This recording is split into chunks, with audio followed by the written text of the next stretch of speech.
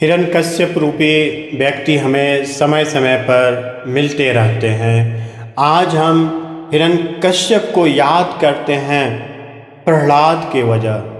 प्रहलाद अगर न होता तो होलिका दहन की बात न होती।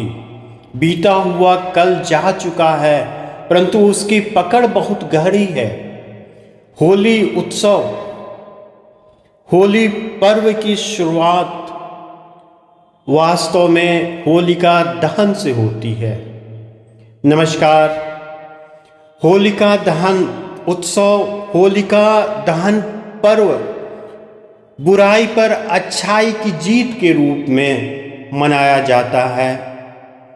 विष्णु पुराण के अनुसार मान्यता है कि हिरण्यकश्यप नामक एक असुरों का राजा कई असुरों की माफिक अमर होने की कामना करता था। राजा हिरण्यकश्यप अपनी कामना को पूरा करने के लिए ब्रह्मा जी से वरदान प्राप्त करने के लिए कठोर तपस्या शुरू की। ब्रह्मा जी प्रसन्न होकर राजा हिरण्यकश्यप को वरदान के रूप में उसकी 5 इच्छाओं को पूरा किया। हिरण्यकश्यप को वरदान प्राप्त हुआ कि वह ब्रह्मा द्वारा बनाए गए किसी भी प्राणी के हाथों नहीं मरेगा, किसी भी हथियारों से नहीं मरेगा। वह दिन या रात, अंदर या बाहर, पृथ्वी पर या आकाश में नष्ट नहीं होगा। पुरुषों या जानवरों, देवों या दानवों द्वारा भी नहीं मरेगा। वह अद्वितीय हो, उसके पास कभी न खत्म होने वाली एनर्जी हो, कभी न खत्म होने वाली शक्ति हो। इसके साथ साथ वह सारी सृष्टि का एकमात्र शासक हो। वरदान प्राप्ति के बाद राजा हिरण्यकश्यप ने अजय महसूस किया। जिस किसी ने भी उसके वर्चस्व पर आपत्ति प्रकट की, राजा हिरण्यकश्यप ने उन सभी को दंडित किया।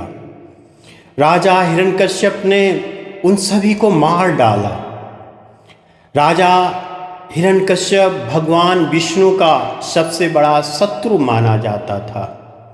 राजा हिरण्यकश्यप ने अपने राज्य में सभी को यह आदेश दिया था कि कोई भी ईश्वर की पूजा नहीं करेगा। ऐसे में राजा हिरण्यकश्यप का एक पुत्र प्रहलाद ने जन्म लिया। प्रहलाद भगवान श्री विष्णु का परम भक्त था। प्रहलाद अपने पिता हिरण्यकश्यप को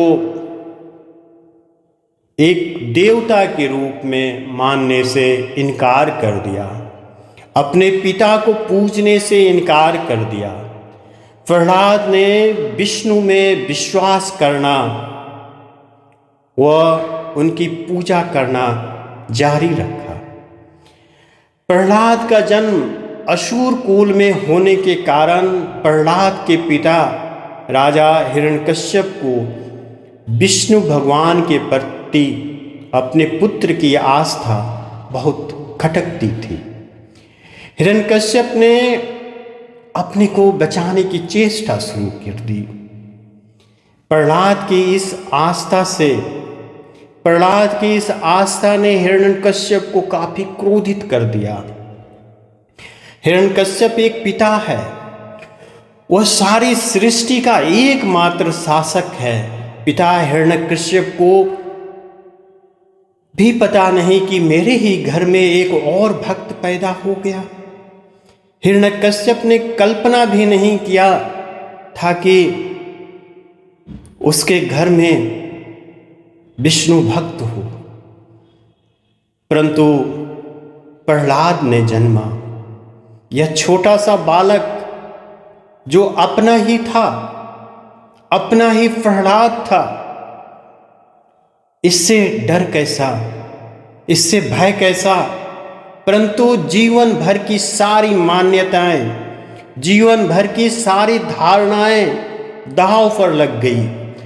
राजा हिरण्यकश्यप ने अपने को बचाने की चेष्टा शुरू कर दी। हिरण्यकश्यप काफी घबरा गया, वह डर गया।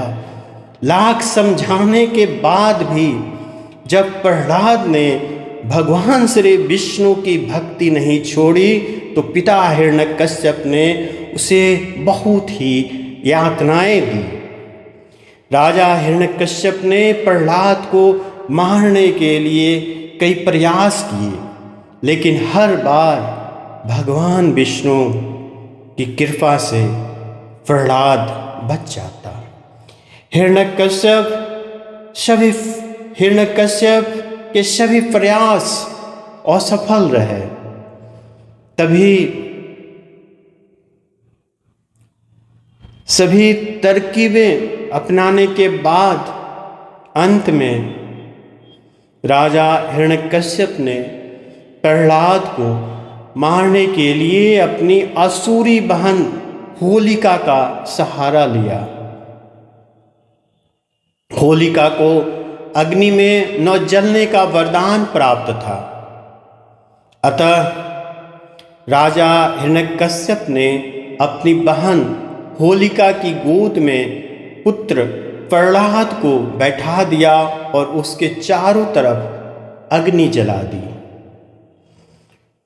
पुराण के मुताबिक, विष्णु पुराण के मुताबिक होलिका को ब्रह्मा जी से वरदान में एक ऐसा वस्त्र मिला था जो कभी भी आग से जल नहीं सकता था। होलिका उसी वस्त्र को ओढ़कर बालक प्रहलाद को जलाने के लिए आग में आकर बैठ गई। जैसे ही प्रहलाद ने भगवान श्री विष्णु के नाम का जाप लिया, होलिका का अग्निरोधक वस्त्र बालक प्रहलाद के ऊपर आ गया और प्रहलाद बच गया, जबकि होलिका वहीं जलकर भस्म हो गई। बालक प्रहलाद नारायण कृपा से बच गया। यह सब देख राजा हिरण्यकश्यप अपने पुत्र से और अधिक नाराज हुआ। राजा हिरण्यकश्यप को वरदान था कि वह 9 दिन में मर सकता है, 9 ही रात में, 9 जमीन पर मर सकता है, 9 ही आकाश व पाताल में, 9 वह मनुष्य उसे मार सकता है और 9 जानवर ही। अतः भगवान उसे मारने का समय संध्या काल को चुना और आधा शरीर सिंह का और आधा शरीर मनुष्य का, अर्थात नरसिंह अवतार। नरसिंह भगवान ने राजा हिरण्यकश्यप की हत्या 9 जमीन पर की, 9 ही आसमान में, बल्कि नरसिंह भगवान ने अपनी गोद में लेकर राजा हिरण्यकश्यप की हत्या की। इस तरह की मान्यता है कि तब से बुराई पर अच्छाई की जीत के उत्सव के रूप में सदियों से हर साल होलिका दहन उत्सव के रूप में मनाया जाता है। यह उत्सव पाप पर धर्म की विजय का प्रतीक है। एक और मान्यता है कि जब भगवान श्री कृष्ण गोकुल में बड़े हो रहे थे, उस समय मथुरा के राजा कंस ने उन्हें खोजने व मारने की कोशिश की। राजा कंस ने भगवान श्री कृष्ण के मिलने तक सभी बच्चों को मारने के लिए राक्षसी पुतना को भेजने का फैसला लिया। राक्षसी पूतना ने राजा कंस के राज्य में सभी बच्चे को बेरहमी से मारना शुरू कर दिया। राक्षसी पूतना ने पड़ोसी राज्य के बच्चे को भी मारना शुरू कर दिया। चुपचाप घरों में घुसकर वह बच्चों को तब उठा लेती थी जब उनकी माताएं या तो सो रही होती या घर के कामों में व्यस्त होती थी। वह खेतों में काम करने वाले माताओं के बच्चों का अपहरण कर लिया करती थी। राज्यों के आसपास के सभी बच्चों को खत्म करने की अपनी खोज में राक्षसी पूतना भगवान श्री कृष्ण के गांव पहुंची। वह सूर्यास्त के बाद गांव में दाखिल हुई, यह सोचकर कि कोई उसे पहचान न सके।